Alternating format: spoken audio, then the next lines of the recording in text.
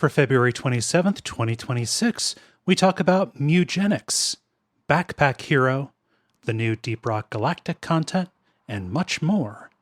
Welcome to Level 574.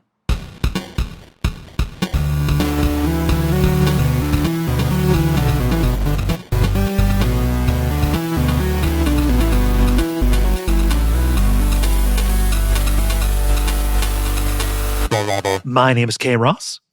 I'm Dennis Furia. I'm Moxie. I'm Ben Merkel. And you're listening to The Level. It's a podcast for people who love video games. Welcome back, everybody. We've rebooted. It's episode 1. Back. We've been away long enough that we lost our streak. We're back to 1. Oh, no. No. Oh, no. Combo breaker. Oh, man. Yeah, thank you for understanding as we took a couple 3 weeks off as I got moved across the country. I am in my new apartment in Portland, but everything is in complete disarray because I got here and then I needed to wait a week for my stuff to get here. Ooh. Yeah. I'm sure that wasn't anxiety inducing at all. I mean, like, it was a little bit nice to have kind of a mandated break from stuff. You know, like, okay, like here is just a period of time where I'm not going to be able to just a break from all of the boxes and stuff, right? Because towards the end, the packing was just like I was up until 5 a.m. Like the day before the day before the movers came. And yeah, it was pretty rough. So it was nice to have a little bit of a break. But like I was telling Moxie in the green room, I had an air mattress, I had a folding table, and I had a folding chair. And that was it. Okay. Sounds like a mathematician setup you got there. A little bit, yeah. It was like Russ' apartment in True Detective season 1. Have a nice wall to stare at, or yeah. I was gonna say that's just where I've lived everywhere before here. I'm not used to these conditions. Yeah, so like the order that things happened was, so I hired a courier to take my cats across because I didn't trust myself to do it. Just 4 days. Did the courier have like a cute brand name or anything? I feel like there's got to be a pun in the name or something. I would just give his name, but I don't want to violate privacy. Oh, okay. Yeah. It was just an individual, not a company. Yeah, it was just Cool. a dude's name. Like I went through a company to like get connected with him. But yeah, it was just a guy who loaded them up. But like I found out like the day before he came to pick them up that he was going to get to Portland on Thursday when I was going to get on Sunday. So I had to arrange for basically a cat hotel, like a pet boarders, but specifically for cats. That did have a cute name, but as good as they were, I don't want to like buzz market them. They don't get that for free. I think my go-to if I had a cat courier service would be like Catamaran, maybe. Could be good, or like parcel delivery. Maybe. Yeah. It is a business that does basically anytime you're in pet zone, the business does have to be named with a pun. It's basically pets and street and food trucks always have to. I was going to say, I thought in Portland, just if your business didn't have a pun in the name, they shut it down. Like, they send some guys. Yeah. But yeah, so like I got here and then I had to go get the cats, and they were terrified, and I'm anxious because I had just been on the road driving across the across the Great Plains and the mountains and stuff. Yeah. What was the drive like? How was the weather and everything? Weather was actually really good for doing it in the middle of February. Like basically after the first day, it was above freezing. There was like no snow until I got to like Idaho, and that was coming down from the Rockies. So to be expected. I got super lucky with that. It was a neat experience. I'm really glad that I did it. Didn't feel safe for a lot of it. So did you caulk your wagon, or did you try to ford the river? Oh, if you forded that, I just plowed straight ahead. That's how are the vibes? That's the alpha play. How are the vibes now that you're in Portland? You waded through all the bad vibes. Yeah. Oh, they're good. They're great. Yeah. I've been Awesome. out. I've been able to go out like presenting as myself. Yeah. And have Nice. and the first within the first week here, like I went to like a trans night at a bar nearby. Nice. Which was real fun. Just kind of a hangout kind of vibe. Awesome. Yeah. And then the Nick Glauber's birthday party was this past weekend, so I got to hang out with a bunch of a bunch of those The folks. homies. Yeah, yeah. So it's been like a good like social first week, Yeah. And now I'm entombed in boxes. Like I just wheeled out of the way so people could see, so you could see it. There are. I can't decide if there are more clamps or boxes behind you. Yeah, that's a bunch of stuff like recording. Yeah, like a lot of that is monitor arms. Yeah. So like day one of unpacking here, like real unpacking, it was like finding everything that I needed and getting it out, and then I guess day 2 is going to be putting it together so I can record. Like I'm on my portable setup still right now, so if it sounds different, that is why. Mm-hmm. Yeah. All right. Yeah, I'm a this. huge, like, I don't know, nesting instinct person or whatever. So I'm very much when I move somewhere, it's like, I'm going to find the nearest place for food, the nearest recreational botanist, and then I'm not coming out of the apartment for a week. Yeah. I basically, because nothing was in my apartment, I got to do all my, like, I got to basically like, oh, well, I don't want to be in this empty ass apartment more than I need to. Reasonable. So I did spend a bunch of time out. Yeah. It seems like a super walkable part of the city, so that's good too. Yes. Yeah. No, it's super walkable. I can just hop a bus to get like to an even more walkable place. Yeah. I'm kind of like right on the edge of where like it goes to be more residential. Which is nice, so it's quiet, but not very far to get to cool shit. Mm-hmm. Yeah. Dennis, you had something to say. I was going to circle us back around because we are not allowed to leave the banter until we have established one more name, because the business of people that are sent out to shut down businesses that do not have cute names itself needs a cute name, and I will not feel right if we leave the banter without establishing what that might be. I mean, the low hanging fruit would just be something like, Punish or something. Yeah, but no, it's the Punishers. There we go. Right, got it in one. We got it in one. Boy, yeah, no. God damn, it's good to be back. I love you guys. We're hitting dingers tonight. Yeah. All right. I feel like I've talked too much. Somebody else go. You're allowed to talk that much if you move across. I was going to say that's all I care about in this band. So. Why do you think I move so much? So Dennis, go ahead, Moxie. Sorry. Okay. Dennis, do you want to go next, or I can go next, or whoever? I don't know that I have anything. I'm sure there's something, but I gotta dig for it. No, okay. Go ahead, Moxie. We'll come back around to you, Dennis. So it's funny to hear you say that, because my entire thing is just last week I studied. I celebrated President's Day, Chinese New Year, Mardi Gras, and Ash Wednesday. Holy shit. Granted, 2 of those always happen in the same week, but the rest, it's like everything happened last week, at least for me. Were these on separate days? Depends. Actually, when you celebrate Lunar New Year. So, like, Lunar New Year, my understanding, like, it's one of those holidays that, like, you round to the nearest weekend, But I think technically Lunar New Year and Shrove Tuesday, Fat Tuesday are the same day this year. But people celebrate Lunar New Year the day before, apparently, is what I've learned. Oh, do they? Weeks. That might be what it is. Like New Year's, kind of. Yeah. Mm-hmm.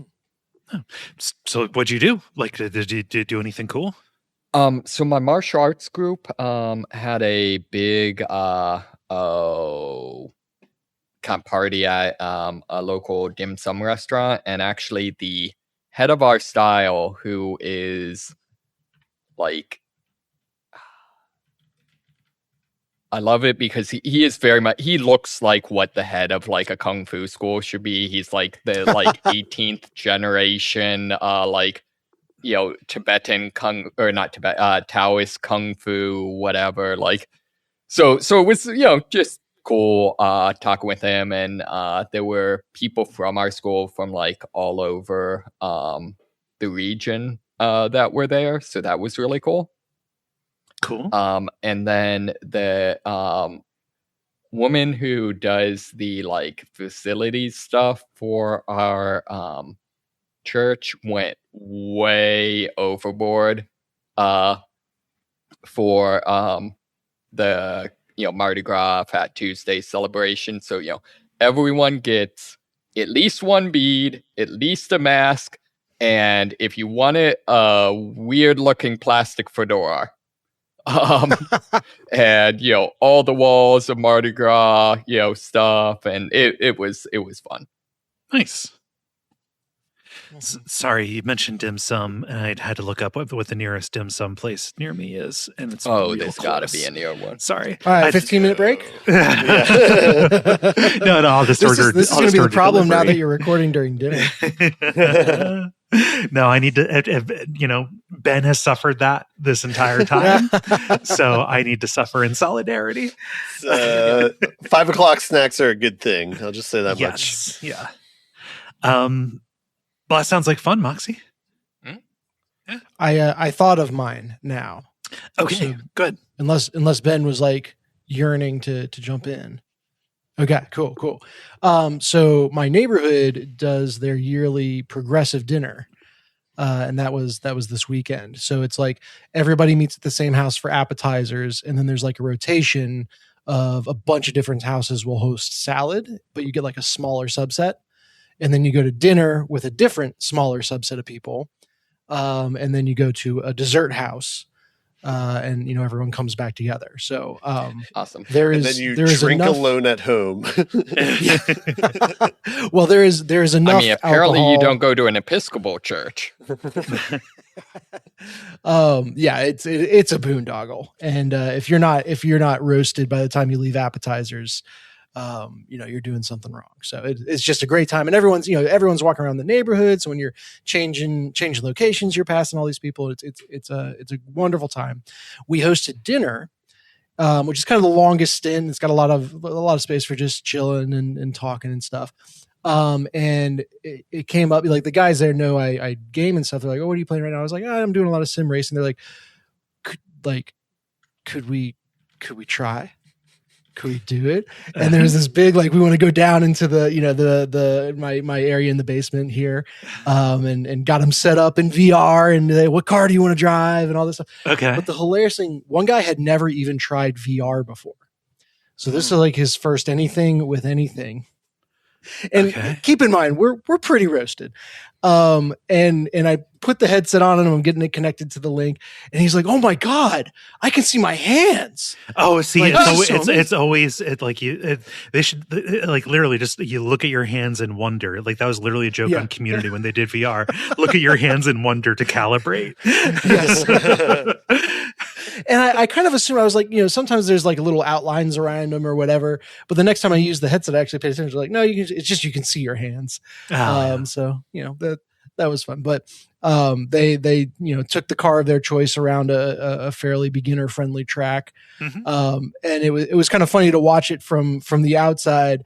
And watch them headed towards the corner and being like, "Oh, that was the break point." Yeah, no. Oh, you are dead. Ooh. You are so dead.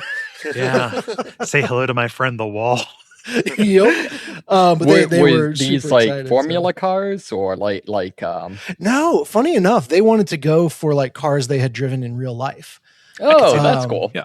Which again, probably aided by alcohol, but one of them was like, "Oh my God, the hazard." Maybe he was mocking me. You know what? Maybe he was mocking me. The hazard light, like this is my car, and the hazard button is like right there.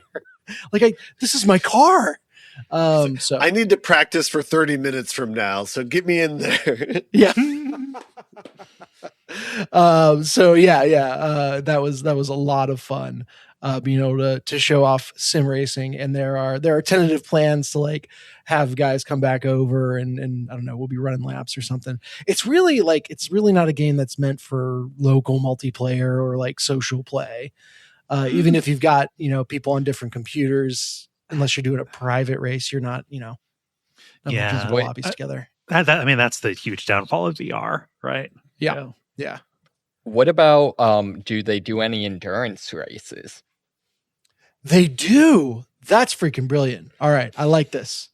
There's a plan forming. So just trade off at pit stops. Yep. Okay. Yeah. Which you literally just be like, all right, come over around 4 and I'll be wrapping up and whatever. Which my understanding is that's actually how you do it, more or less. Least on like the super long ones. Yeah, absolutely. 24 hours of Le Mans and stuff like that. It's exactly that. But if I needed any more validation that you should not drink and drive, that very much confirmed things. Yeah, it ruins your times. Yeah. It's at least 3/10 and an airlift from the wall. So that was a bunch of fun.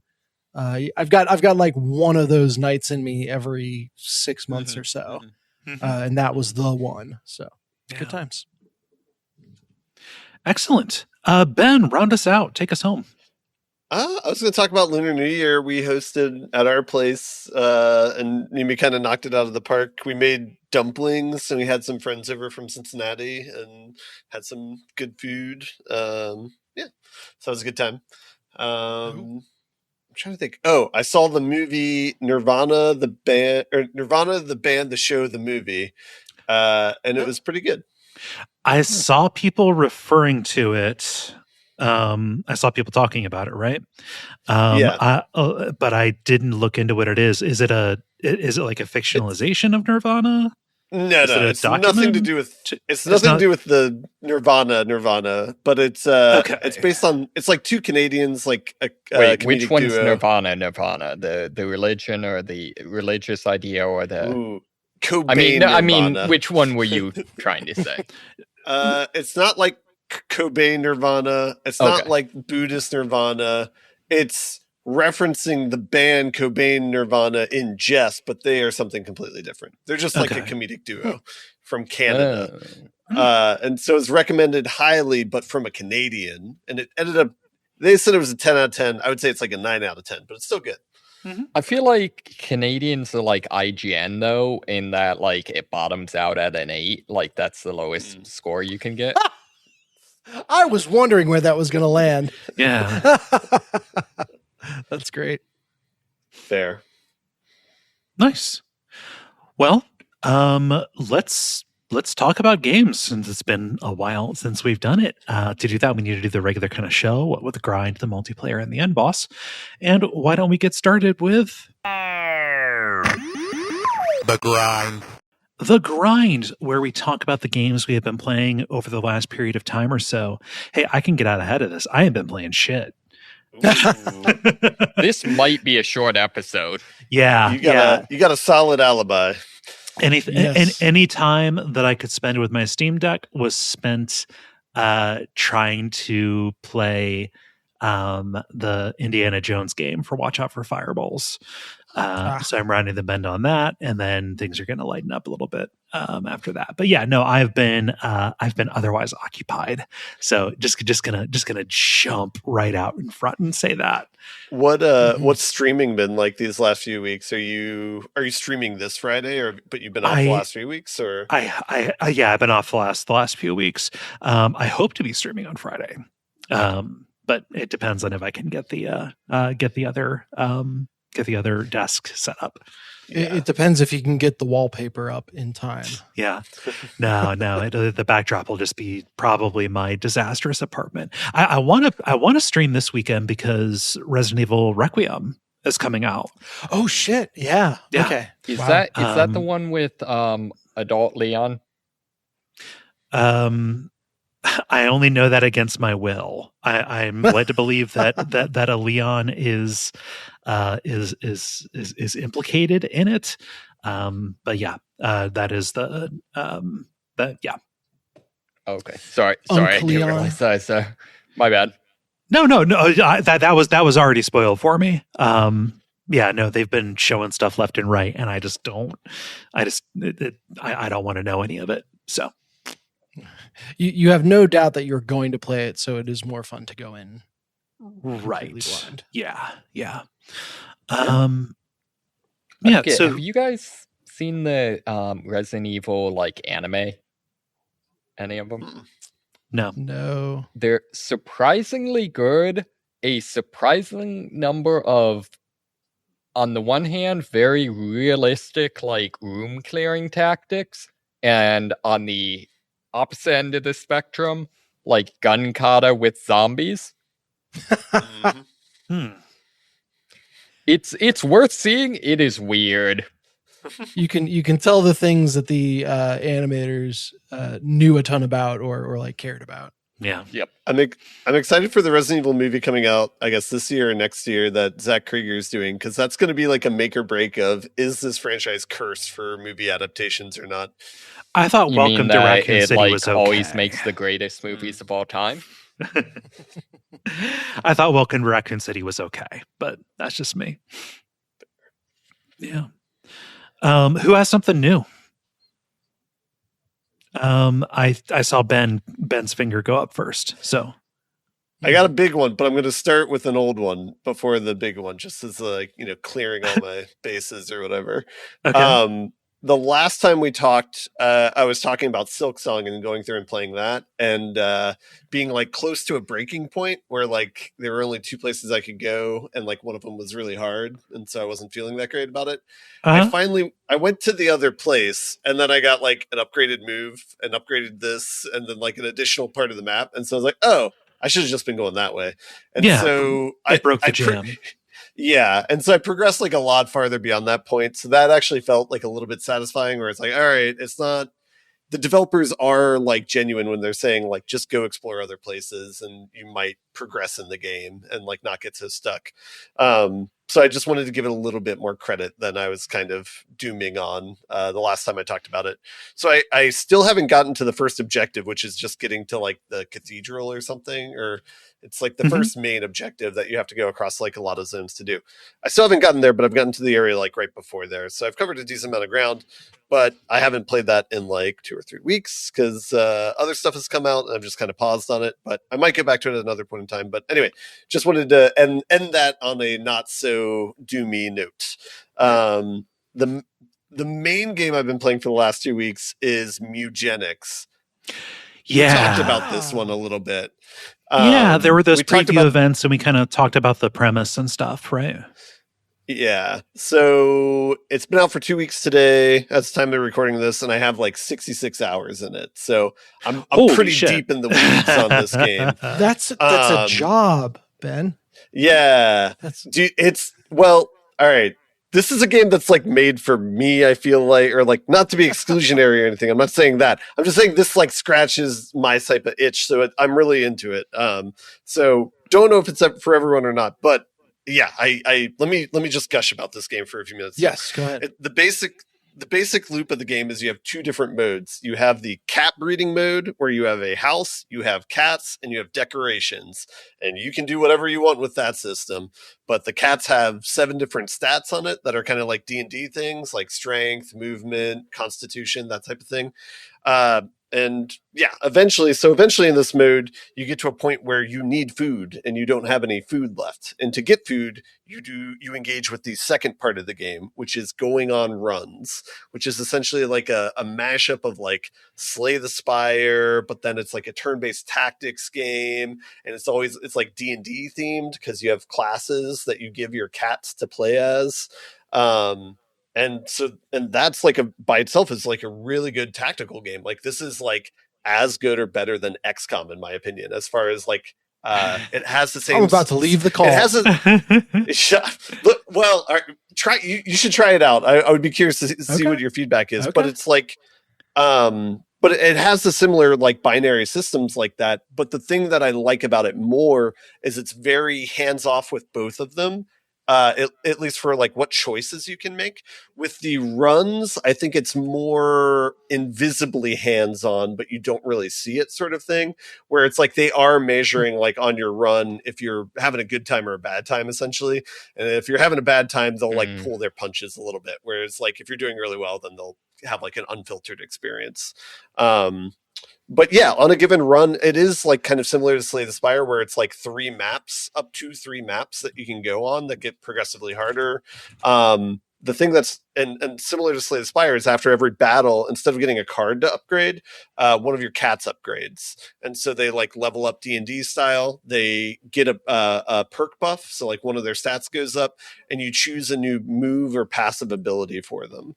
And over the course of a run, you know, your cats start off at like level 1, and they might end anywhere between like level 5 or 7, somewhere around there, depending upon how far you go.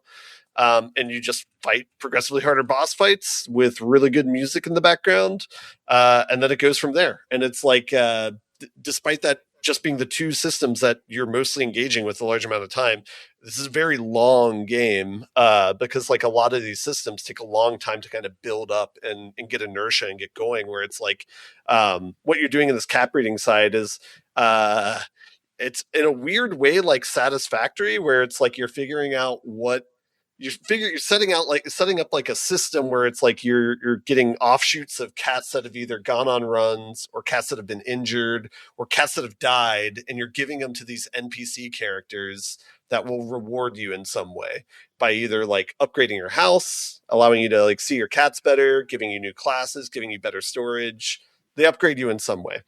So the management system's really interesting, where it's like you're trying to breed certain traits into cats, but you don't want to inbreed them. You want certain cats, you just want to die and then use them and sell them and give them to other NPCs, and that's fine. But it's very hands-off. It's not telling you to do anything. It's just letting you do whatever you want to do and advance whatever meters you want to advance. Yeah, I don't know. Yeah. I could keep talking about it at length, but yeah. So this might have gotten lost.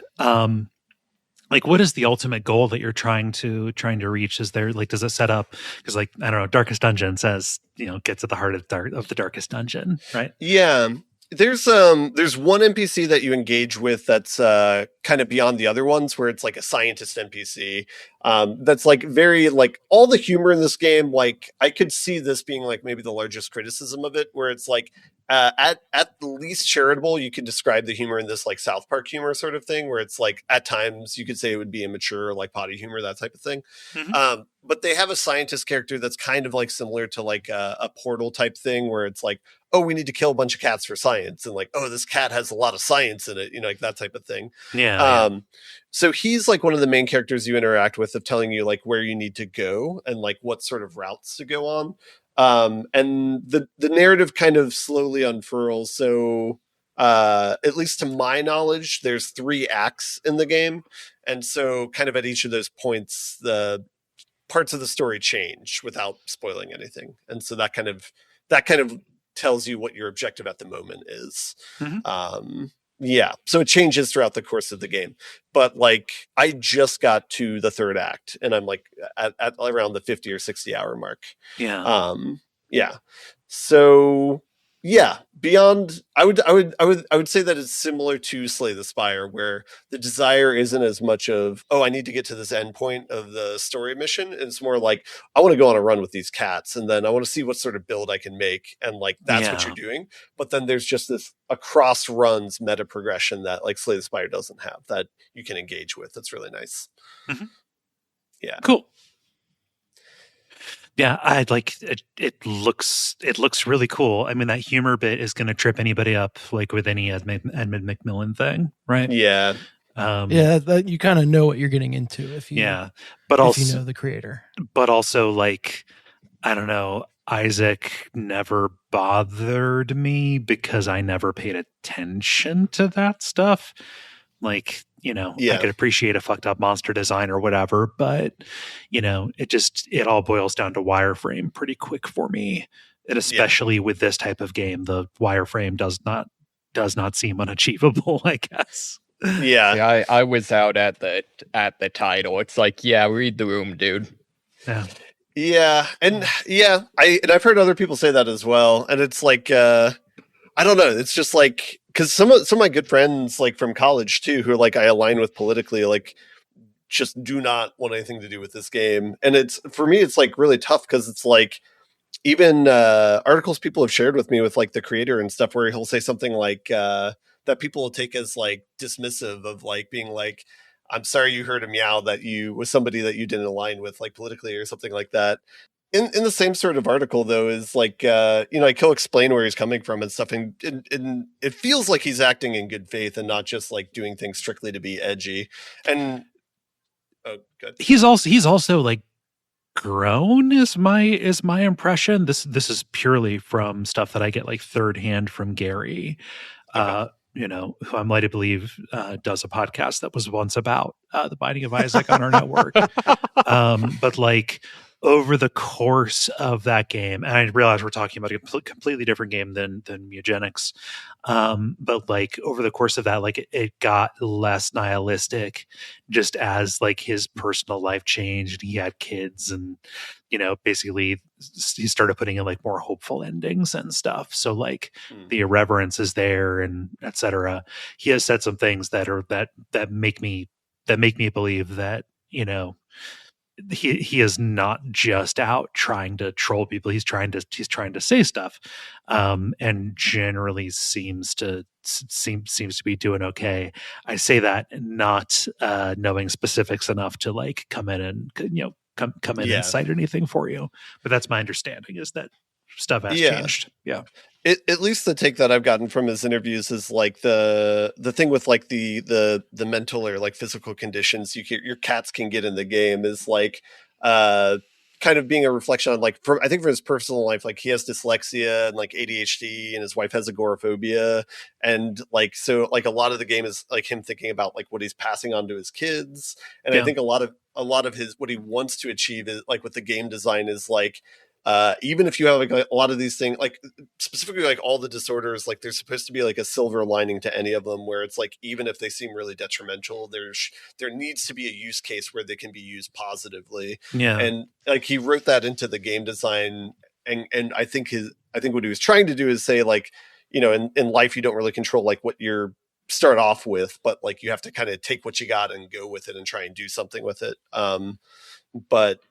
But yeah, I don't know. It's certainly like edgy in places. Like, just to give an example, like there's one where it's like depression, and it's like all your stats are down, and then anybody around you, their stats are down as well. And so it's like the idea is you put them by the enemies and stuff.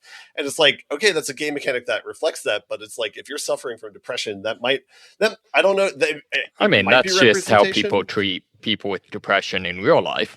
Yeah, well, that's what I'm saying. It's like, it might be representation, or it might be like, hey, I already feel like shit, and this kind of hurts my feelings. So it's like, I don't know what the line is there. Everybody's going to draw their own line with it. As somebody with major depressive disorder, it's like, okay, I recognize that I know that. But I'm self-aware and try not to inflict it on people, but I know that I'm not always the best at not being a fucking bummer. Yeah. But I think this unlocks a new perspective. Maybe you could use it strategically against people that you don't like. Yeah, true. Yeah. Yeah. Well, but that's basically that old that old, like, what is it, Cold War manual, where it's like, I forget what it was, but like it's kind of all over the place in relation to ICE. But it's talking about just like ways to gum up any bureaucracy. Yeah. You know, just ask whatever question comes to mind. Quibble with every single point. Like, there are ways to weaponize behavior that you know is bad in order to, yeah. But I'm not speaking for everybody with depression, which I think includes several people on this call. Yeah. The other experience, like one of my cats got dyslexia, and so what it does is like the words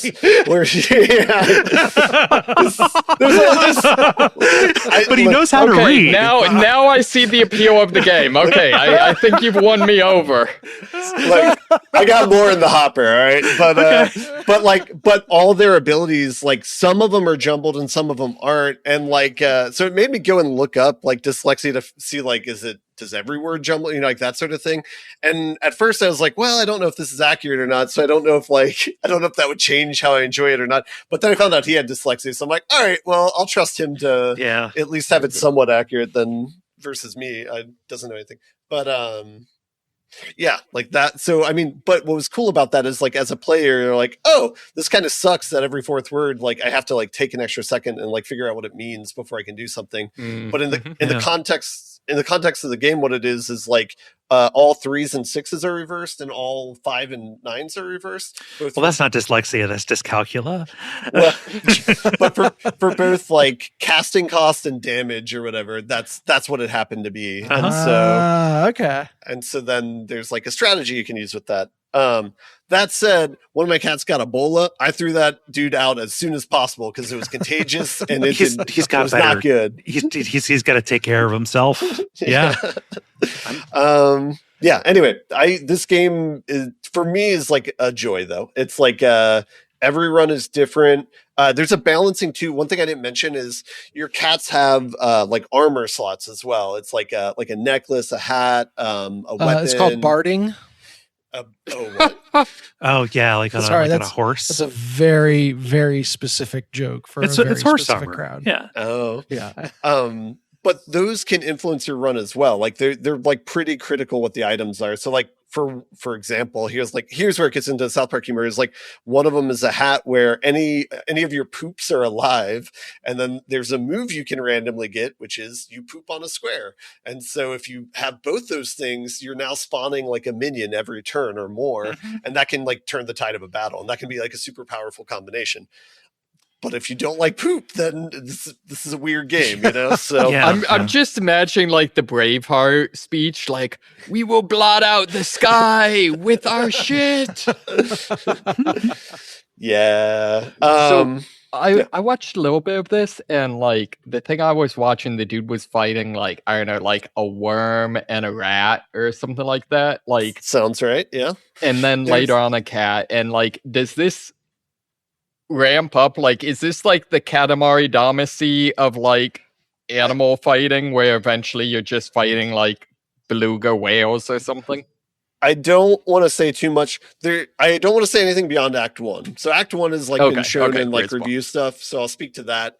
The final bosses of each stage is set. You're always going to face the same person on the same world. There's a pre-boss like halfway through. That one's more random, where it might be like one of 3 or 4 different pulls. And then on each map, there's also like an easy path and a hard path that you can choose to go. So the hard path, you're doing 2 battles instead of 1. And they're harder enemies, but then there's also like a tantalizing reward there, and it gets even spikier the farther in a run you go. So that gets even more differentiated, like on the 3rd map of 3, where it's like a really, really good reward. But at that point, like your cats might be like half alive. You might have lost one permanently.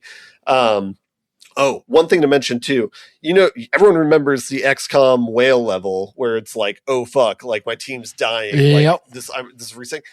This happens all the time in this game, where it's like you're going to a boss for the first time, you have no idea how they work or whatever, and it's like your team gets wiped, and you're like, well, all right, I'm going back to the house empty-handed, I guess.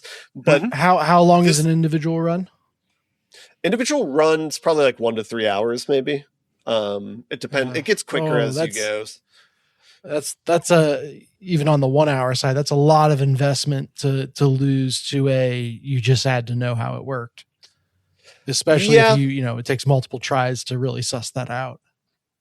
It's not as punishing as you might think. It's definitely not as punishing as XCOM, because that's like you're 30 or 40 hours in. Like in this case, like every cat that you send out, you can only send out once. They go on a run, they come back, they're retired, they're done. So while it sounds like it's bad that it's a perma wipe, so when it sounds bad that it's like a perma wipe, at most it's like, okay, well, I don't have these 4 cats anymore. I'm going to just breed another set of 4 and I'll send them out, and then we're back to where we were. It's more just that heartbreak of like, oh shit, that cat's down. Like, oh shit, that cat's permanently dead. Oh no, I'm like, everything's crumbling. Like that happens somewhat often in the game, especially in new situations where you haven't learned the meta. I will say there is one they built around this. There is a save scum strategy where you can quit mid battle, much like in Slay the Spire. And if you reboot, you start at the beginning of the battle. But they recognize when you do that. And so the first time they give you a warning, they're like, we saw that you did this. You can do this once per run, but if you do this again, we're going to start punishing you. And so on subsequent times, if you do this, they'll start affecting your cat's stats permanently. And then they'll start affecting like your entire team's stats permanently. So so basically the rule is you get 1 save scum per run. So usually I try and bank that for these types of situations. Not gonna lie. Very bold of them to pull a Mr. Resetti. Yeah. I was about to say, I'm actually kind of disappointed because I would love to see what he would come up with for a Mr. Resetti. Like, what Lovecraftian horror is going to pop out and make you type the apology letters? Yeah, I don't know. I can't that. I'm every aspect of this game I've been pretty happy with. So I'm gonna keep jamming it out until I beat it. I think it's approximated to be about 100 hours or so, I think, at the pace that I'm going at. So I still got another week or 2 to grind it out if I keep playing it hard. So we'll see. So when did he? Because I know Isaac got like 3 billion expansions or like, I don't know, updates and stuff. When did he like switch from Isaac to this? Like how long was the development on that? Yeah. This one was in development for 6 years. So it was around the start of the pandemic is when they started it. And it's mainly 2 people that did all the design and programming. And then they had like part-time artists, and then they had a band for some of the music. And then they had a couple of different people for like odds and ends, like sound effects was a different person. Certain animations were specific people. But it's a relatively small team. It's like a dozen people, but it was mainly 2 people. So, okay. Yeah. Yeah. Very cool. That's all I got. Color me intrigued. Yeah, I would highly recommend it. Is there any multiplayer or versus or anything like that? Nope. That's I can understand why you wouldn't do resources to that, but that's a little too bad. That seems like that'd be kind of fun. Yeah, it's I hear what you're saying. It's just that's not the game they made, I guess. Yeah. No, I mean that's understandable. I don't think Isaac had multiplayer, obviously. Nope. Yeah. And I haven't really gone too deep in Isaac at all, so I'm by no means an expert there. But I think one thing they tried to do over Isaac with this is like make it more of like an incremental game than like like in that one it's like if you get a really god tier item, like that just sets your run and you're just doing that sort of thing, whereas like here it's a little bit more tempered where it's like you might need 2 or 3 things to string together and then you can get the same sort of effect. You're building up. Yeah Cool. That's all I got. Yeah it was a big one. Let's see, Dennis, you raised your hand as well. Yeah, so not as big, but the last time we recorded, however long ago, something about inventory management in roguelikes came up, and Moxie was like, you need to check out Backpack Hero. Yes. So I did. And this game is delightful. So it is, as I described, it is a roguelite, roguelike, dungeon crawler, where what you are doing, rather than building a deck or anything like that, is putting items into a backpack that is ever expanding in size. And how you arrange those items and how those items synergize together creates kind of the interest of the game. Like, can make them drastically more effective or can make them virtually useless depending on how you rearrange things. So it's like pixel art style.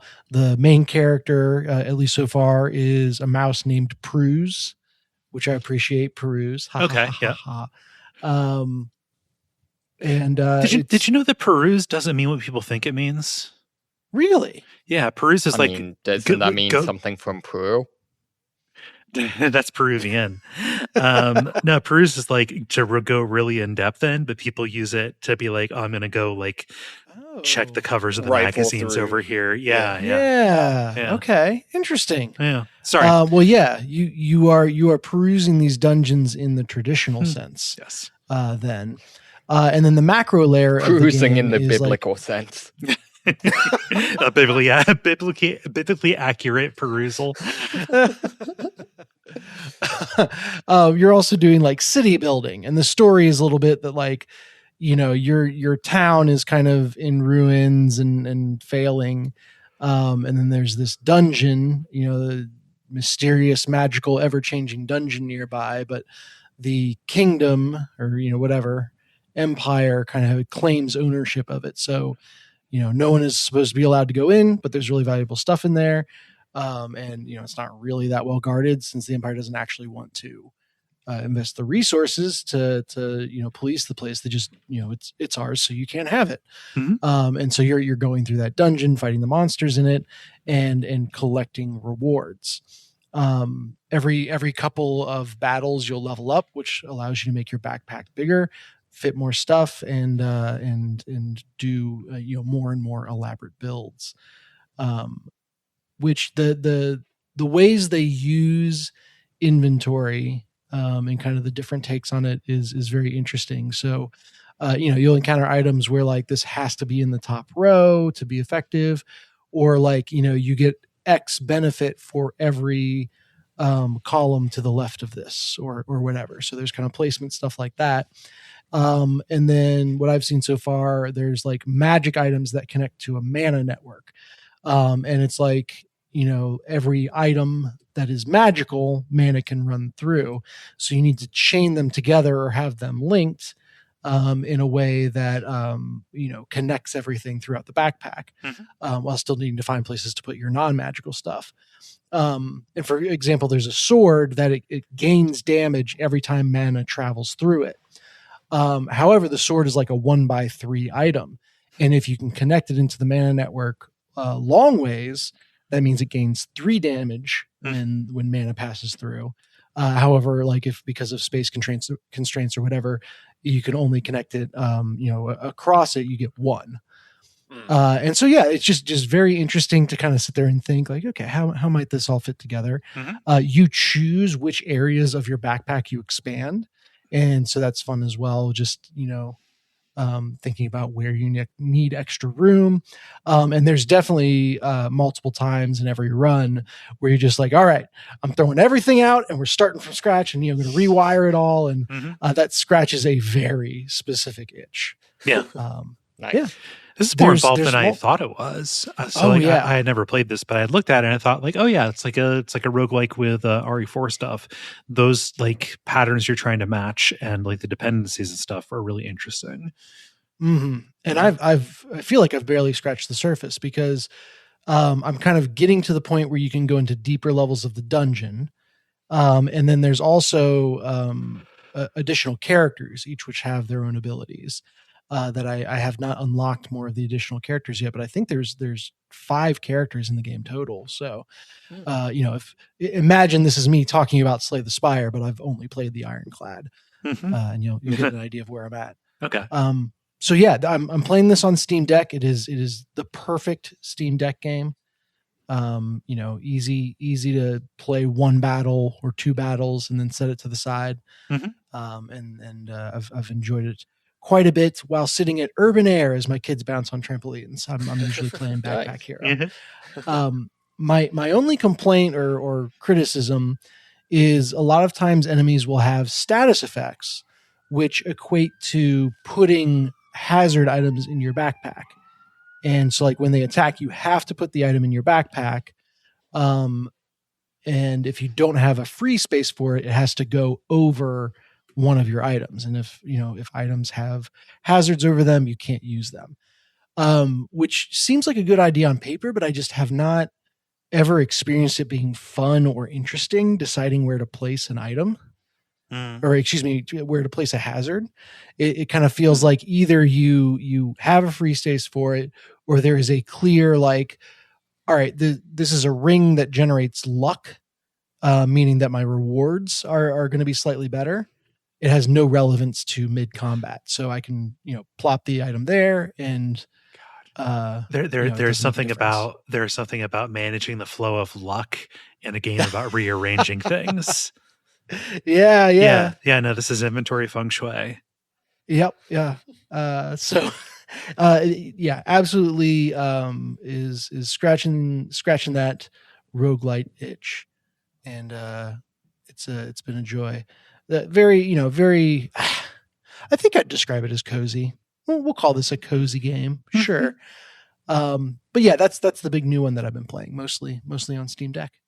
Nice. Any questions on Backpack Hero?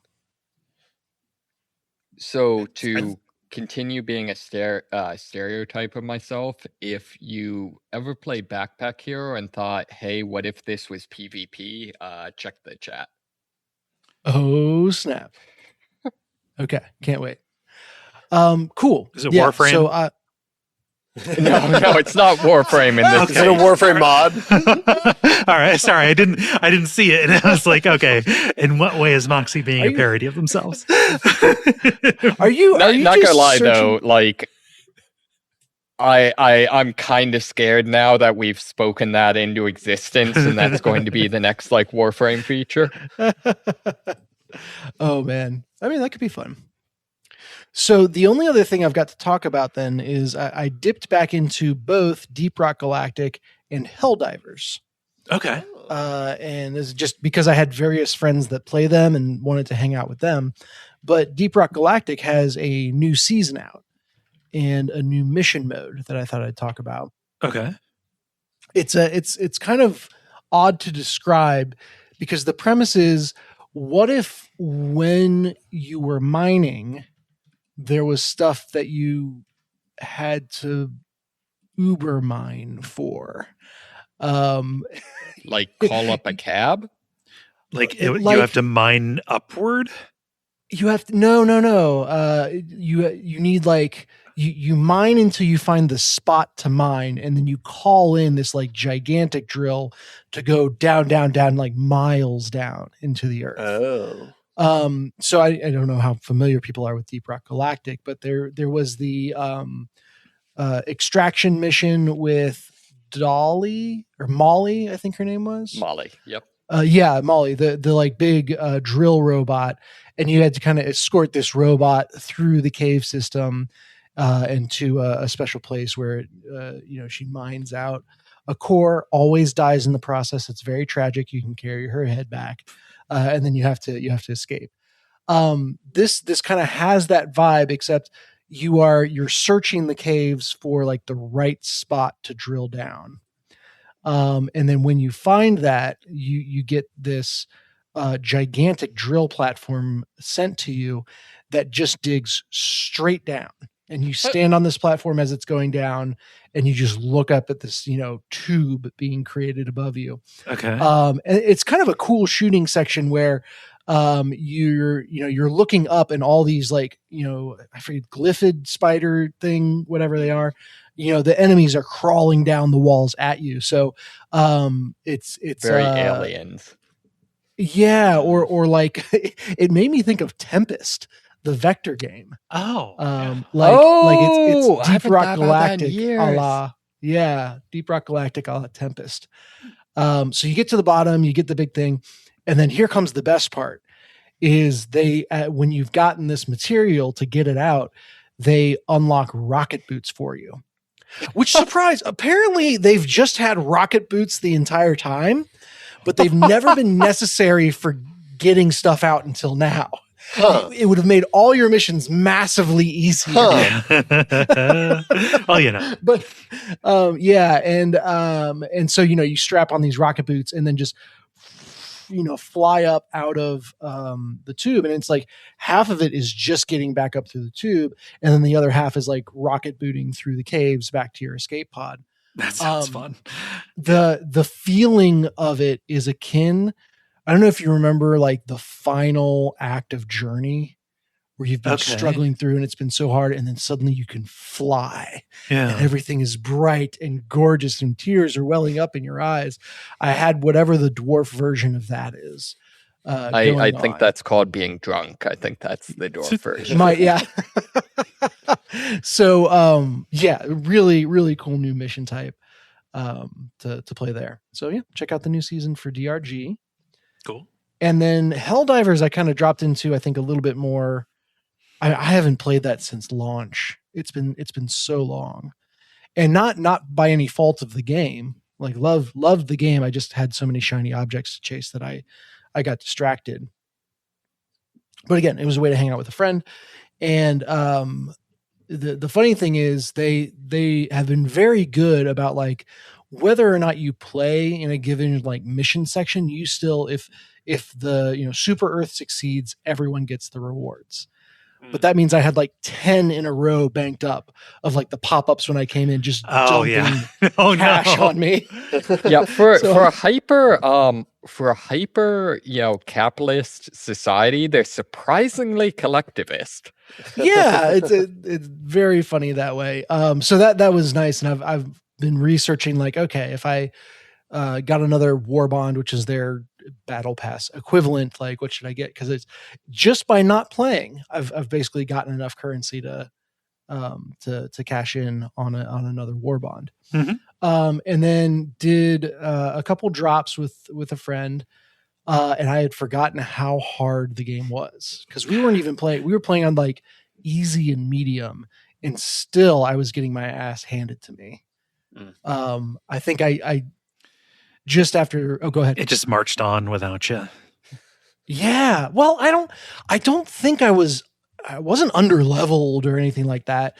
And reading again about the war bonds, it doesn't feel like there is a huge gear progression, like power creep that's happened.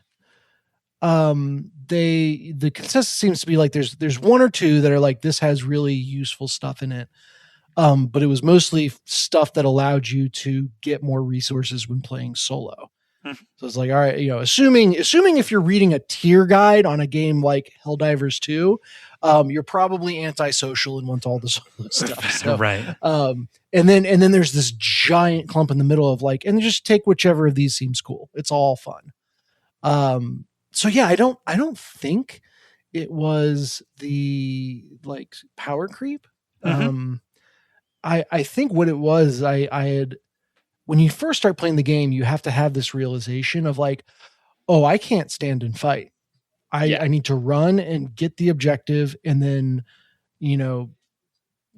chicken out of there as fast as possible because I will not win a heads up fight. And I think I kind of had to go through a little mini arc of realizing that again. Yeah. But it's super fun and hilarious. Just the moment of, you're in a firefight, I'm trying to get into this base and walk into a landmine that, it's a big red blinking thing that they couldn't have made more obvious, but I was just focused on other things and watching my Helldiver literally blown to bits. It just is slapstick and, a real good time if you can unfocus your eyes on, the commentary that it's making. Are you still fighting bugs? There's bugs, there's robots, and then I want to say they unveiled a new enemy type. Okay. But they never. The what? in the previous game, it was at least bugs, robots, and Illuminati. I don't know if that's what they're going on with this one. Kind of like, I don't. We never did that third enemy type, but yeah, they're in there. But yeah, bugs and robots. We did robots for most of it. Mm-hmm. But just yeah, good time. We outright died and didn't complete the mission. The first time, the second time we ran out of time and didn't complete the mission, but then like heroically extracted still with our lives, or at least the life of the last person that we got dropped in as. Yeah. Close enough. Yeah. And you kind of baby steps your way up there. So yeah, man, there's a lot of good hangout co-op games out there. It's an embarrassment of riches. So in this one, have they gotten to the point yet? Can Super Earth get blown up? I've been so unplugged from it, I couldn't tell you. I have seen things in passing browsing the internet that make me think, yes, there's been like, big wins and losses along to that level of magnitude. Mm-hmm. I don't know if they've specifically done the destruction of Super Earth yet, though. I know in the previous game, it was just like a minor thing. It's like Super Earth, got blown up. Don't worry, we'll build another Super Earth. Yeah, I feel like that's what was hinted with this one. Again, I'm just remembering like when stories about what was going on with this game were still in the gaming news, right? Yeah. Yeah. So that's me. Cool. And Moxie, how about you? I've got nothing. All right. Multiplayer. Now it's time for the multiplayer, where we ask you a question and you answer it. Dennis, what is the question that you asked the nice people? Yeah, I mean, this question has been legendary in that it's been out for a long time as we've been on break. But the question I asked way back when, and that we're finally getting to, haven't forgotten you guys, is what are your favorite puzzles that come from non-puzzle games? Yeah. They get mixed in to break up the pacing, to kind of represent certain mechanics. They're not always done well, but sometimes they are. Yeah. So I'm going to get started here. We got 3 responses. Threnza says, the Secret World, the MMO, has investigations that are puzzles / hidden object quests that requires the use of real world knowledge or use of the in-game web browser and dividing clues from flavor text and art in the game. The first one you run across is a Da Vinci Code inspired clue hunt across the first map. Yeah. Yeah, this is obviously a spoiler, but like the highlight of, I think, that mission is you get a clue that's like, in the it's like in the bank, look to the clock for the Book of Kings or something, and like you have to like take the clock hands, get a Bible, look up the verse in Kings, and like there's some numbers in it. Okay.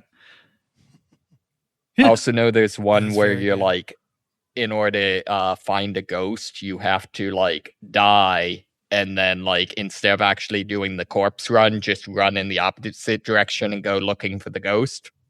Okay. Oh yeah. That's so like great. he actually uses that's neat.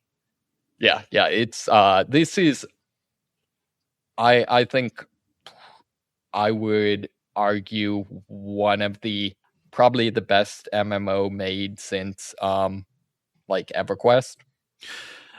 Like the Guild Wars 2, maybe? I don't know. It was before Guild Wars 2, I believe. Yeah, sure. The Secret World was. And Secret World was also like really short-lived, at least before it became free to play. This stuff was the stuff that was most interesting about it to me from the outside. Yeah. Let's see, Ben, what does Michael say?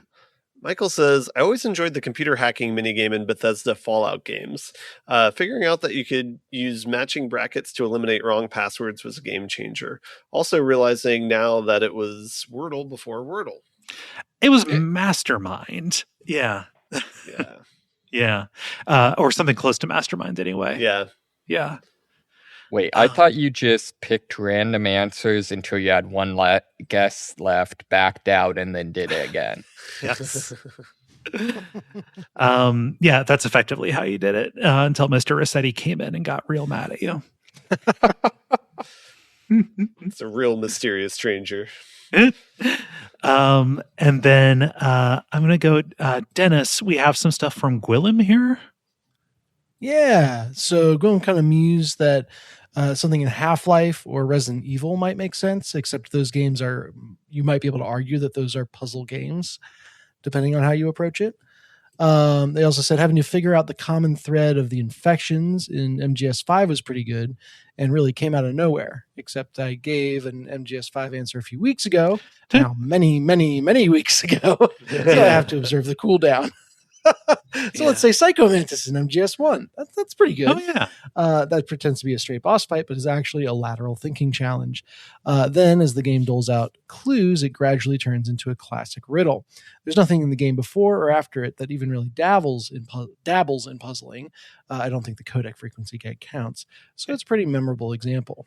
I think the codec frequency does count. I mean, like, both of those depend on interacting with literally the box the game is in, either looking at the back of the CD case or even just the intuitive leap that is like, oh, they're not talking about an item in the game, they're talking about the actual thing that the game came in. That was misguided, but it still does count, I think. And then Psycho Mantis was all about like, hey, you're playing this thing on a PlayStation and a TV, you dummy. Yeah. Yeah. The physicality is really cool to see them playing with. Yeah, I didn't realize Psycho Mantis was in Metal Gear Solid 1. Like, I just assumed that's the type of BS you pull in, like, a 3 or 4 or something. Well, Metal Gear Solid is the third in the series. True, granted, but still. Yeah. And I think there was even, like, weird stuff like that in Metal Gear 2 as well. Really? Yeah. Trying to think here. But no, the Metal Gear Solid 5 one I think absolutely does count. That was a really fun intuitive leap to take in that.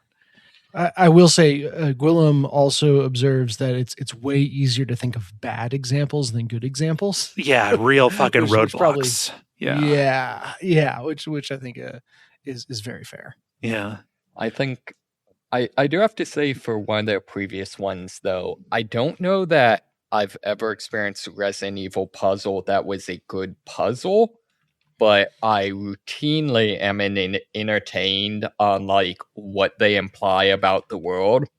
You know, just the fact that like apparently, you know, every university has a massive dungeon under it, and that dungeon is full of like laser grid puzzles. Mm-hmm. Like you do. Yeah, you know. No. Well, that's where it's really that the robotics club is meeting in those basements and kind of builds all that stuff for fun. Yeah, this is really hard to think of like an answer for this because like I don't know. Like I feel like Silent Hill, like survival horror games as they are traditionally put together, like they are adventure games. You do have to solve puzzles in them, regardless of how good they are. But I think that like if you're going to allow that, I really like the hard mode puzzles in Silent Hill 3. Like the ones that require extrinsic knowledge or like poetry interpretation, things like that.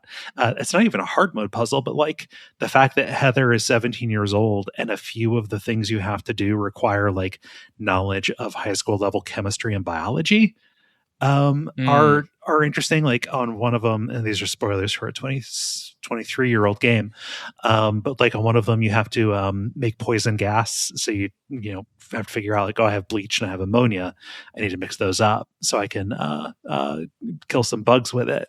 And then another one, you're trying to set fire to something but it won't catch, so you have to make oxygen by pouring hydrogen peroxide on a liver that you find. Oh, wow. Yeah. So if you're going to allow those as examples, then I will say those. Which one was that? Works. Silent Hill 3. I didn't know you were a 17-year-old girl in that. Yeah, it's one where he plays Heather. Oh, I thought she was like late 20s. Nope. Maybe I'm thinking. Anyways, never mind. Sorry, the way you phrase this, I didn't know Kaye was a 17-year-old girl in that. Nope. She might not have either, actually. Yeah. It was a problem that was going around. Yeah.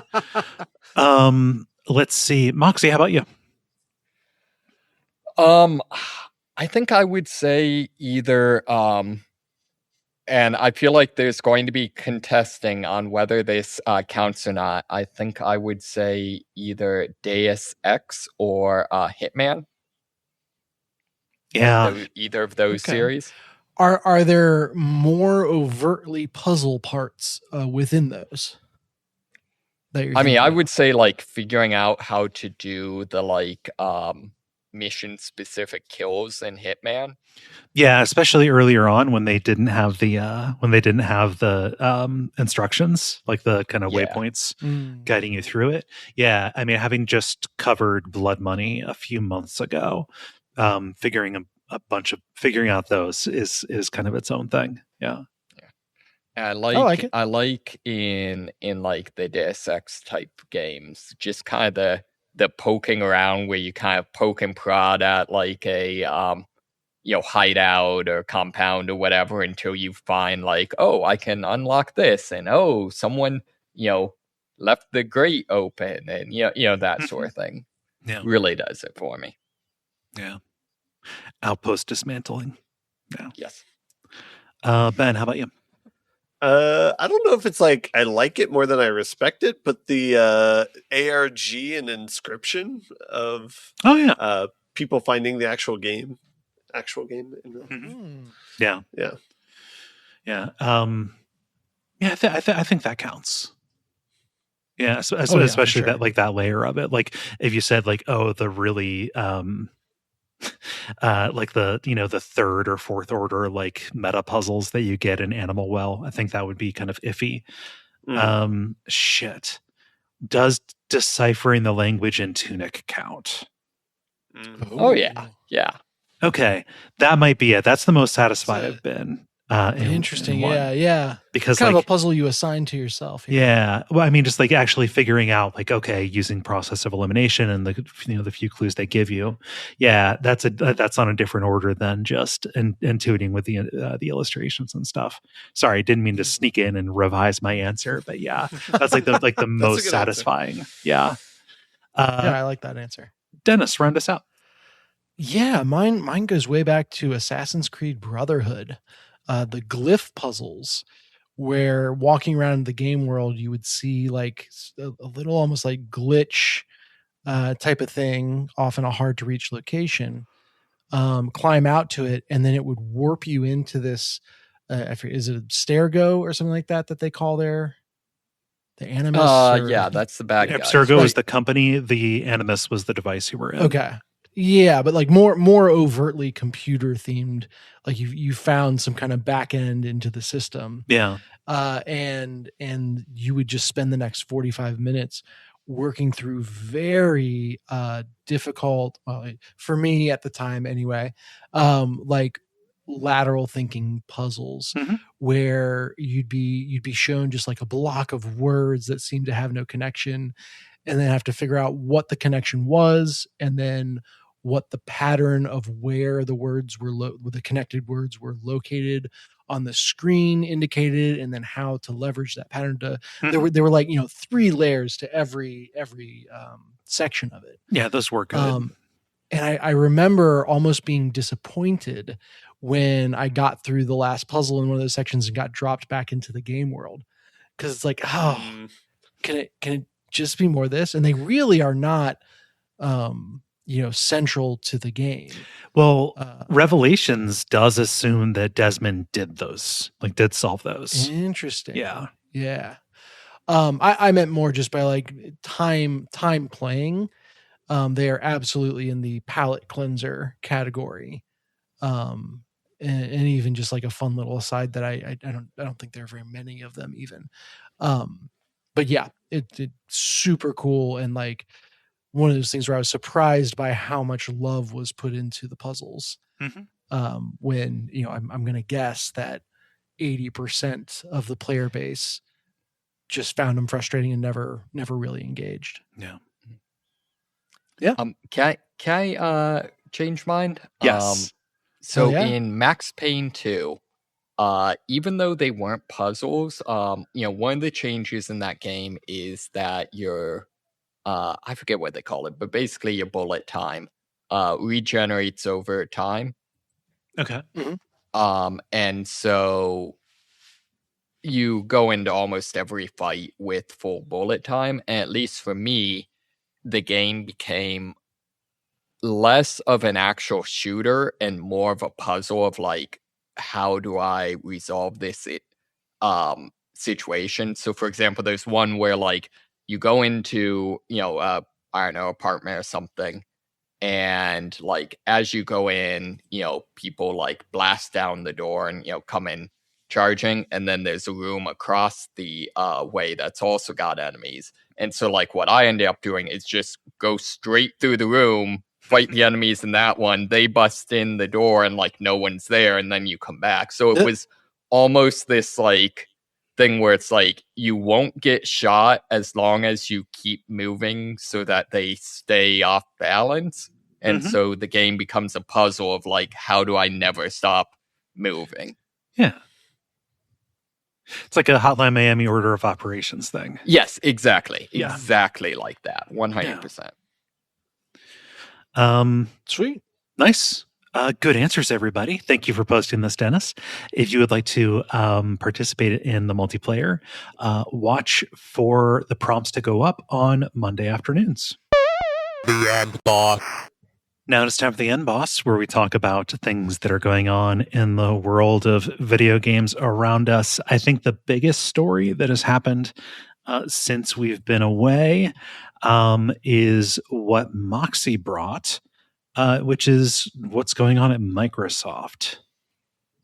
Yeah, so Microsoft's longtime well, not Microsoft CEO, the Xbox CEO.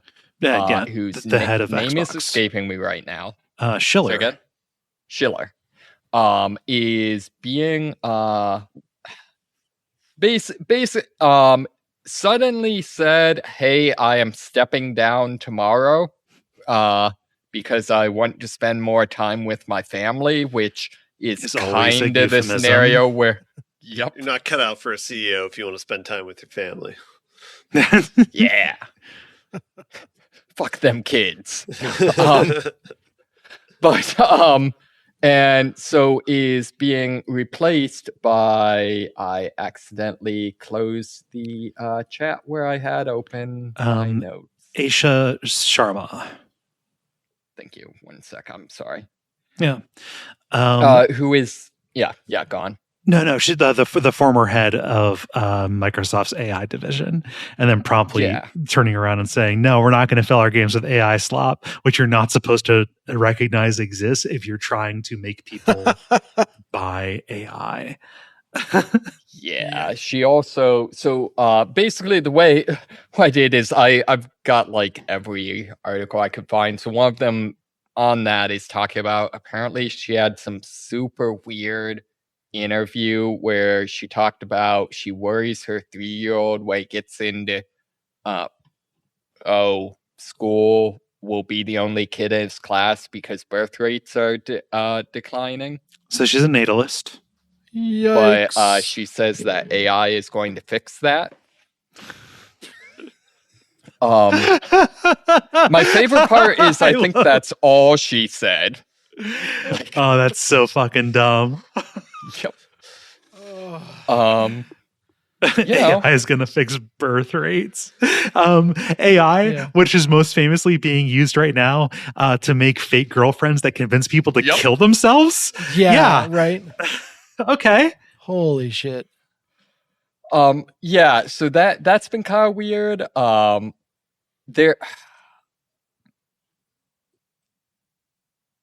This one of those articles that's like there's maybe like 10% of like a legitimate point to it, and then like 90% like Gamergate shit.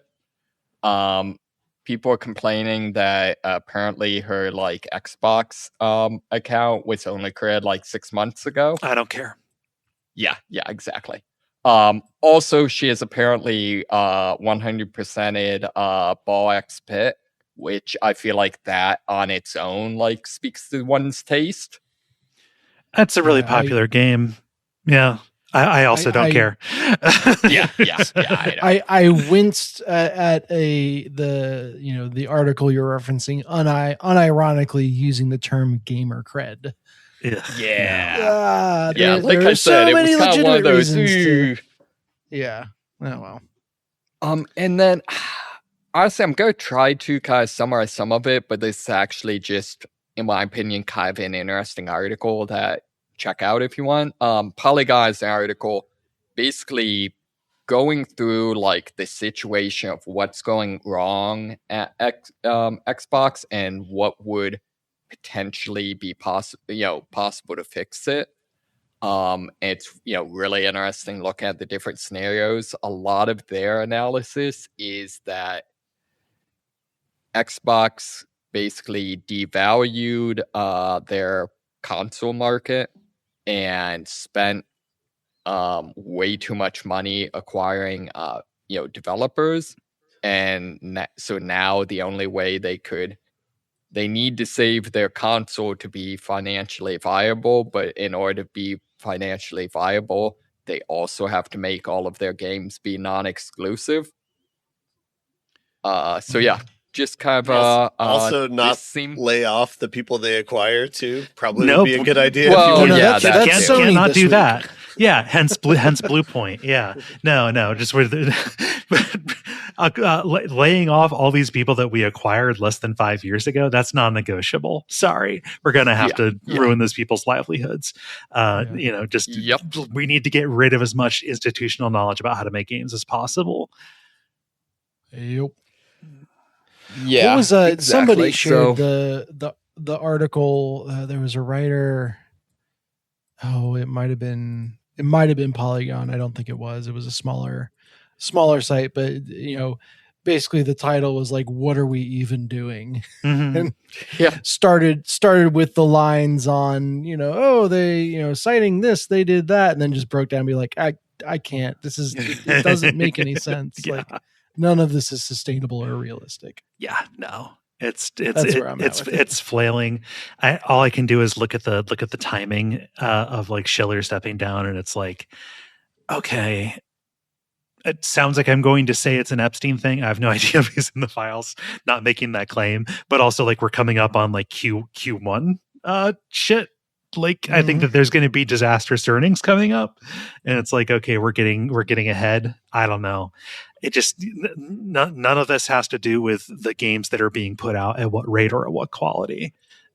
It's very, very dumb. And the fact that I don't know, putting forward somebody who is both pro-natalist and, like really pro-AI kind of stuff, like that is like the worst combination you can have right now. Like that is the precise recipe to create that fucking guy. Yeah. I'm using guy gender neutral here, but oh my God, that fucking guy, right? Like most of the way there. Is he?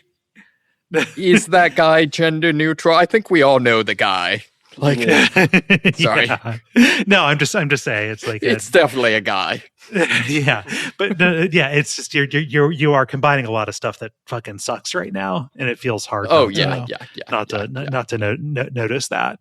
It also feels a little bit like, oh gosh, what is it? Like the glass cliff is what they call it, which is as opposed to the glass ceiling, which is like, the glass ceiling, women need to break through. It takes so much more effort to rise to the heights. Whereas the glass cliff is like, hey, this thing's going down. We're going to, elevate a woman to take the blame when this shit comes through. Aha. Yeah. Yeah. Yeah. And that lines up with the Q1 stuff. Yeah. Yeah. It's a crazy situation. The weird thing to me is like, the only real alternative from a console standpoint is, PlayStation. And I know a fair number of people that have PlayStations. I don't know anyone that's happy about it. I haven't touched my PlayStation in forever. Yeah. There's a reason to coming out soon. The what? I'm trying to segue to the next article. Oh, Okay, yeah. Okay. Yeah. No, you're actually right. You're actually right about that. Let's do that. Ben. Yeah. This was just announced the morning of the recording, but in September of this year, September 25th, I think, September 15th, the Wolverine is coming out by Insomniac, and it's going to be... I'm sorry, could you say that again? Is it just I caught that too. Is it just Wolverine? Marvel's Wolverine. Wolverine. Yeah, there we go. Yeah. That's what Dennis is giving you shit about. Ben, you've made me so happy. I was born in Appalachia. Biscotti. Anyway, it's coming out September. It's going to be a PlayStation 5 exclusive. It's from Insomniac, the people who did Insomnia. No, wait. No. Did Insomniac, the people who did... movie? No, that's a good movie. No, the Marvel Spider-Man. They did Marvel Spider-Man. What's Spiky? What Infamous. Yeah, thank you. All right. That's all. Or wait, did they do the Infamous games? Yeah. Okay. Yeah, I'm pretty sure they did. All right. Yeah. Yeah, I know how do I feel about this? Like, well, no, I'm sorry. Wait, I stopped that sentence at a weird time. Like the last, the last Wolverine game I remember being a thing was what for like X-Men Origins. Yeah, that was 2009. That's not terrible. That's a God of War clone. Yeah, it's not bad. We're thinking of the same thing. It's pretty good. I guess I'm more afraid that like maybe this is superstition, but like will this summon into existence a new like X-Men Origin movie? That's more what I'm worried about.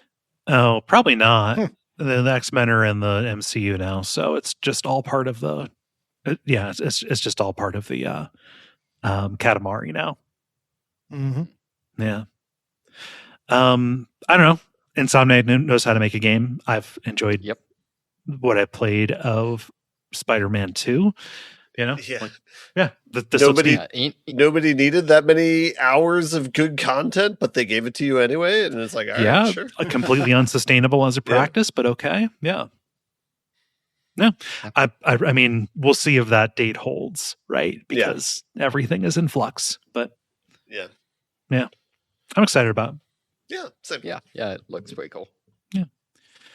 I've got a story that is a stay of execution for a whole social platform.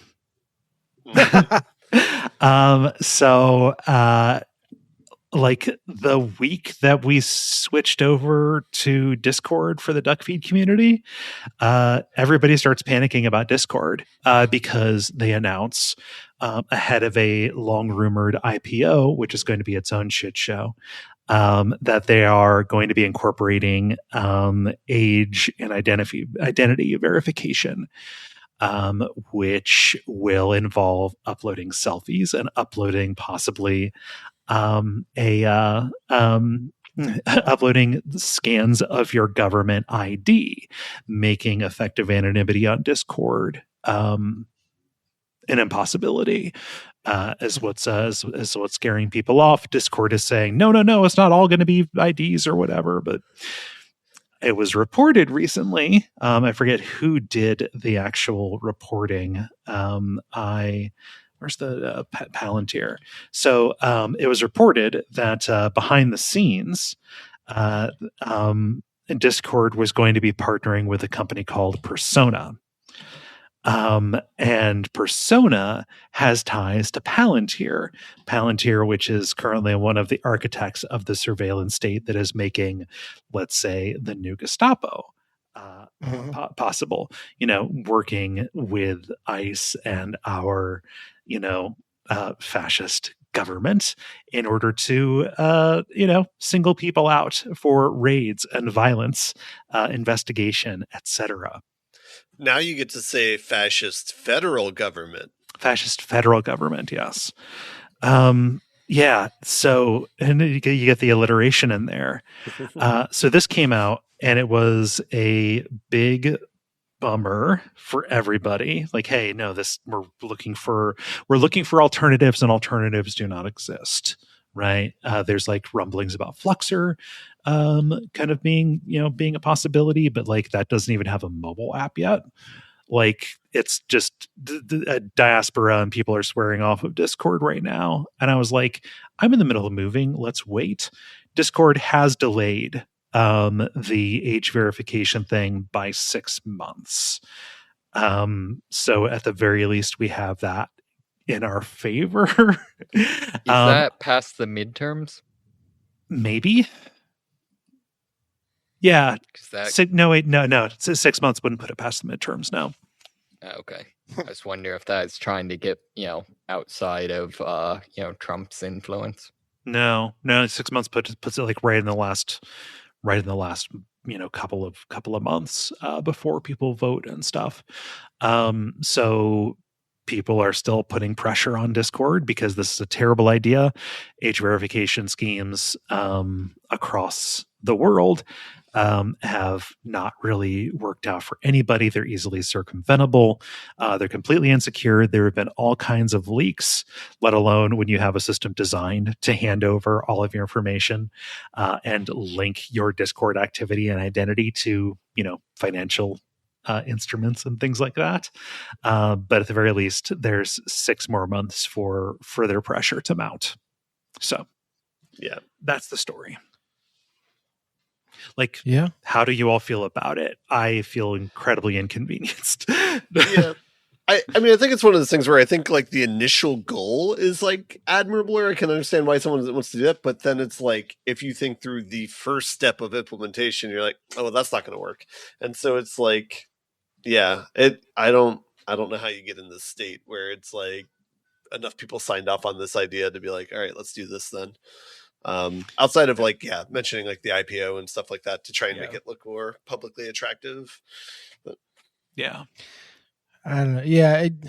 Ever since enshittification has become the business model for everything, it's hard to get too excited about the idea of finding another platform. It all just kind of feels like everything's on the treadmill towards being, it's just the same roller coaster over and over. I'm so tired of it. So I don't feel the urgency of jumping ship any earlier than I have to, because it's all headed this direction. Like there will be a line where it's like, okay, got to go somewhere else. Yeah. But again, until somewhere meaningfully shows that they are resistant to enshittification, which none of the options we're looking at I have any reason to believe they are. Yeah. It might as well be slow and deliberate. Yeah. At least Discord made it like a good 10 years or so, though. Yeah. Moxie? So I've kind of got the opposite take. I think if we Duckfeed joined Discord and Discord immediately like shot their business viability and like customer base in the foot. So I think the answer is next we need to just wholesale switch over to X. God. Just bring the curse down upon them. Not even. Know. Yeah, I don't know. That's got to be some other warrior. Not my fight. It's like that seeing the Lion King. We don't go to the Shadowlands. Yeah, no, I left there for good reason. Oh, y'all know we are 100% going to see the relaunch of Twitter at some point. Like, it's Twitter again, there's ever everybody. A point this, yeah. What's that? It's Twitter again, everybody. Yeah. Oh, I mean, honestly, X will probably continue to exist as a shell for bots and Nazis, but then the same company will probably try to put up Twitter as a, we went away and now we're back. It wasn't us in that mask. Yeah. Do the Goodwill rebrand. Yeah. I feel like there's a societal cognitive dissonance that Facebook and Instagram are owned by the same company. Does anyone else feel that way? I don't feel any cognitive dissonance because I don't use either of them. Yeah, no. It's just there's not like a cognitive Fuck those dissonance. places. Like, Instagram is seen as mildly more acceptable just because of the format of it. But like, I don't know. Like, I think that what we need is a lot of anti-monopoly really, really quick. Yeah. Yeah. I believe our kids will view our interaction with social media the way that we view our previous generation's interaction with cigarettes. Yeah. That's a I think absolutely my whole thing is just like maybe social media shouldn't be owned by people in the Epstein files. I don't think anything should be owned by those people. Yeah. Well, yes, but particularly social media. But I'm not trying to hire you here or anything. You were accurate. Controversial take over there. You've changed since moving to Portland. Oh, that's weird. That's real weird. I would have wished for world peace, but then again, I do have to say, when you like cross over to Portland, do they just hand you the frog outfit? No, they did not give me a frog outfit. No. Yeah. You have to be here for a long time to get that. Okay. Yeah. We got a final story here. Dennis, what's happening? What's happening with this new Star Wars game? Yeah, there's a new trailer for Star Wars Galactic Racer out. And to nobody's surprise, in the final seconds, they finally showed pod racers. Yes. Which were not in the reveal trailer, but you knew it was going to be there. They showed Sebulba in the first trailer. Mm-hmm. So you knew it was coming. But I'm pretty excited for this game. I have a lot of very fond memories of Star Wars Racer. That was like literally the game that I bought a video card for our computer for. Oh yeah. Ooh. So like this has a special place in my heart. And then another reason to be excited for it is they have stated explicitly that they are not going to do any sort of seasons or battle pass. Oh shit, the game is just the game? The game is just the game. It is, I don't know if it's a Star Wars thing, but if y'all remember Star Wars Squadrons, which was an incredibly solid space dogfighting game, that they kind of had the same approach of like, hey, this is the game. Hope y'all enjoy it. Yeah, pay $30 for it, and we're gonna go fuck off and work on the next thing. Yeah. They did some balancing and had some in-game rewards and stuff, but I think Squadrons was considered a success. And I'm hoping that mentality is playing over to Racer, where there is not just, they're not falling over themselves to sell us skins. They're actually making a good fucking racing game. Yeah. And at least initial indications are that's their approach. And they've said like, I think the exact quote, or the quote focused on the idea. Here it is. The only reason I say a blind no to it being seasons or battle passes, the only reason I say a blind no to it is in my head, season pass is connected to free-to-play games, and that's not what we're making. Yeah. So like that's a breath of fresh air to me. Okay. Yeah. I get to buy the thing, and it's the thing. Awesome. And it's a Star Wars Racer thing, even better. Yeah. So I'm going to start my campaign now for them to have a VR mode for it that will go nowhere, but I would be very excited for. Yeah. So what was the previous trailer? Because like was it just like a black screen, or how do you not show a pod racer? Like, I was going to ask what else you're racing besides pod racers. If pod racers are a late game reveal. The only other thing I can think of is that weird horse racing sequence in I don't know, whatever the boring ones were. Oh no, I mean famously swoops are like, oh yeah, they were really only in the expanded universe stuff. Like swoop racing was a huge thing. And how easily we forget about super bombad racing.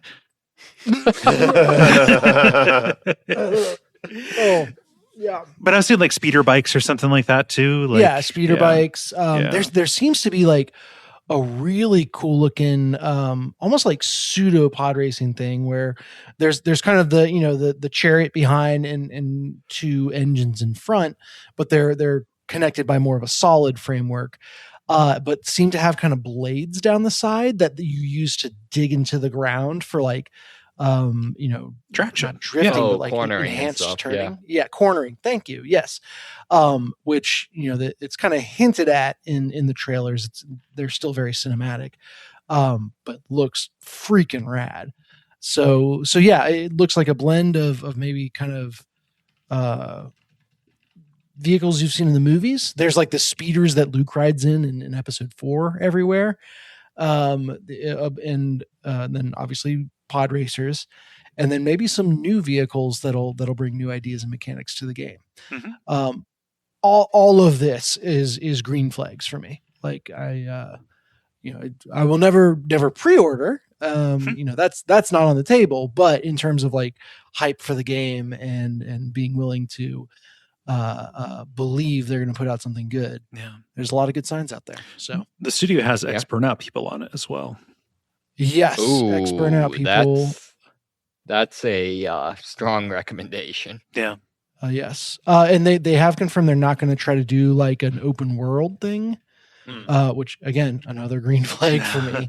Not that Burnout Paradise wasn't great, but I don't need that, especially, in a game like this. So, it feels focused. It feels realistic in its business model.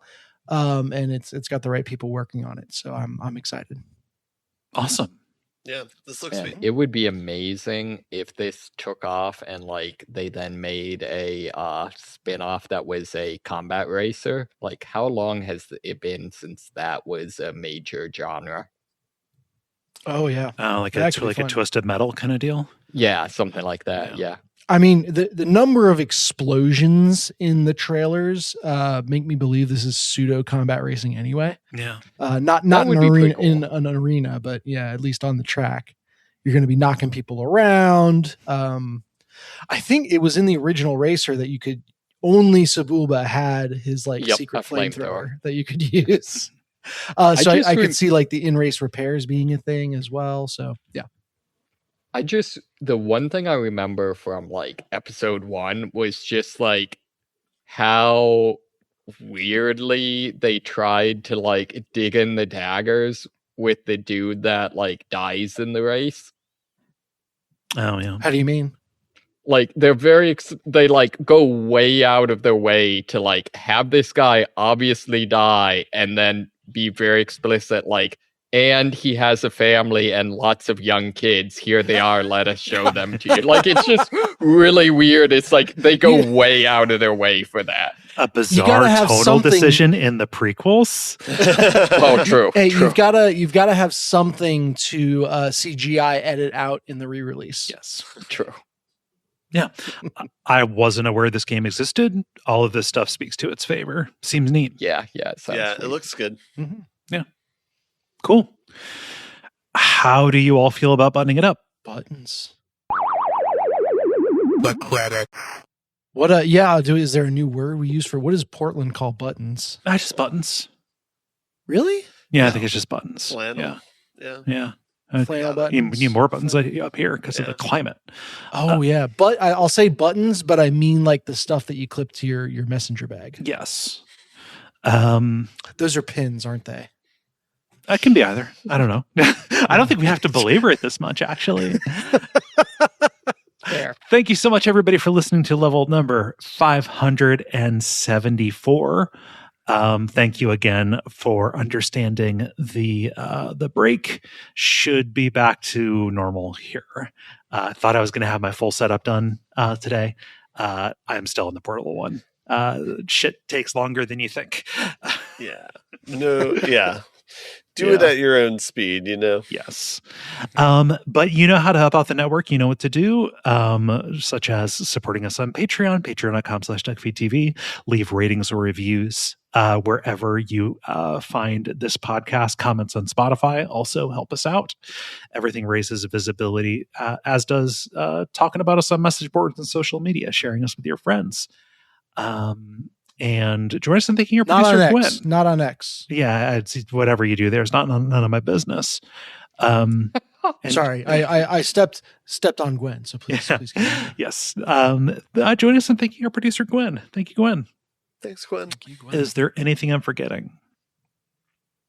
No, see you next week, hopefully. So, Jolly recorded the second episode covering the Frankenstein movie, last year's Frankenstein movie. Oh, sweet. So this one covered the first act, which is Victor's story.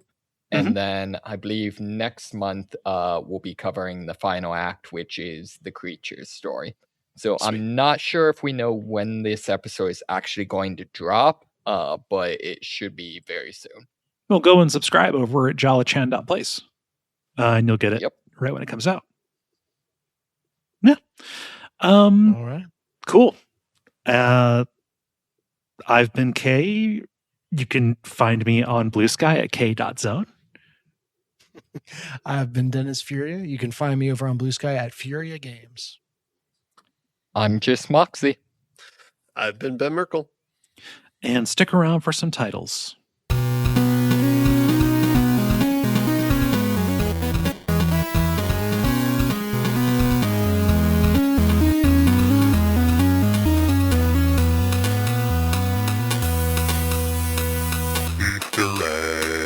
Okay, let me get to that tab.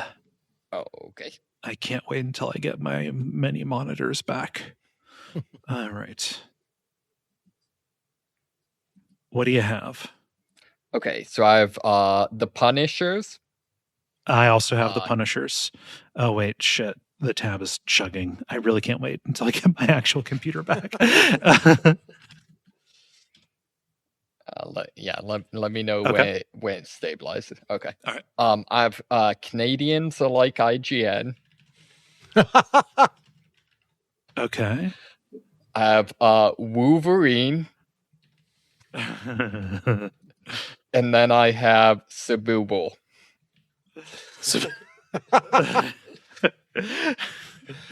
The sour look on Ben's face when you said Wolverine. Yeah.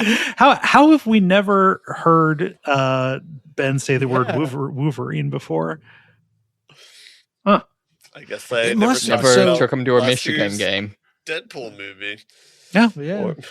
My dad grew up in Brooklyn and only came to Ohio in college.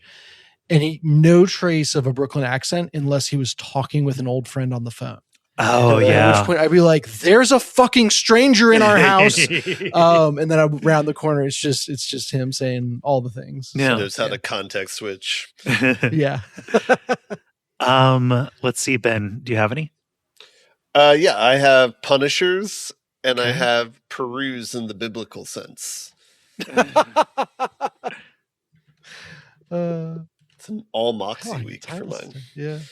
Hells yeah. I've got a Ben though. Okay. Well, actually, mine are both Ben. The first is my cat has dyslexia, which I quite enjoy. And then I also had Wolverine. I don't even know how to say it that way. I spelled it Woverine. Yeah, that feels about right. Okay. Yeah, I just feel like, it's kind of got a wool thing, so I choose to believe that's like when the Wolverine is trying to like dress in sheep's clothing, Yeah, no, he's just trying to stay warm. It's from Canada. Yeah. So he's like IGN. By the votes, it's the Punishers. Do we want to go with that, or do we want to go with something else? Anything that's not Wolverine, I'm very pro. The only other one I like that sticks out to me, like by the laughs, would be my cat has dyslexia. I am a fan of that one, and if I can thumb the scale, I'll put it there. I